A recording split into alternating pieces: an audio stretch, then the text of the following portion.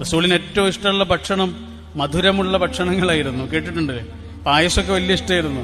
ഒരിക്കൽ ആയിഷ ബീവിയും റസൂലുള്ളാഹിയും മാത്രം വീട്ടിലാണ്. ആ സമയത്ത് ആയിഷ ബീവി റസൂലിന് വേണ്ടിയിട്ട് പായസം ഉണ്ടാക്കിക്കൊണ്ടിരിക്കുകയാണ്. റസൂൽ അത് കാത്തിരിക്കുകയും ചെയ്യുന്നുണ്ട്. അവർ രണ്ടാളും മാത്രമേ ഉള്ളൂ. മൂന്നാമതൊരാൾ അങ്ങോട്ട് വരരുത് എന്നവർ ആഗ്രഹിക്കുന്നുണ്ടാവും. പക്ഷെ അങ്ങോട്ടൊരാൾ വന്നു, ഒരു സഹാബി പെൺകുട്ടി. അവരുടെ കയ്യിലൊരു മണ്ണിന്റെ പാത്രം ഉണ്ടായിരുന്നു. റസൂൽ ചോദിച്ചത് എന്താണ് മോളെ? അപ്പൊ അവര് പറഞ്ഞത് സൗദാ ബീവി തന്നതാണ്, പായസമാണ്. റസൂലിന്റെ മറ്റൊരു ഇണ, നമ്മുടെ മറ്റൊരു ഉമ്മയായ സൗദാ ബീവി കൊടുത്തയച്ചതാണ്. പക്ഷെ ഈ സംസാരമൊക്കെ കേട്ടിട്ട് ആയിഷ ബീവി അകത്ത് നിന്ന് പുറത്തേക്ക് വന്നിട്ട് ചോദിച്ചു, എന്താ പാത്രത്തില്? അപ്പൊ റസൂലുള്ള പറയുന്നത്, ഇത് സൗദ കൊടുത്തയച്ച പായസമാണ് ആയിഷ. ചെറിയൊരു വിഷമമുണ്ടായി. കാണട്ടെ എന്ന് ചോദിച്ചിട്ട് പിടിച്ചു വാങ്ങുന്നതിന്റെ ഊക്കില് ആ പാത്രം താഴെ വീണ് പൊട്ടിച്ചെതറിപ്പോയി.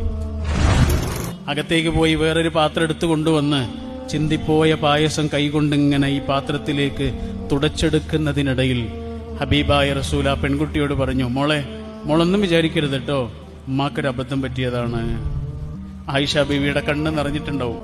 ഇതാണ് സ്നേഹം.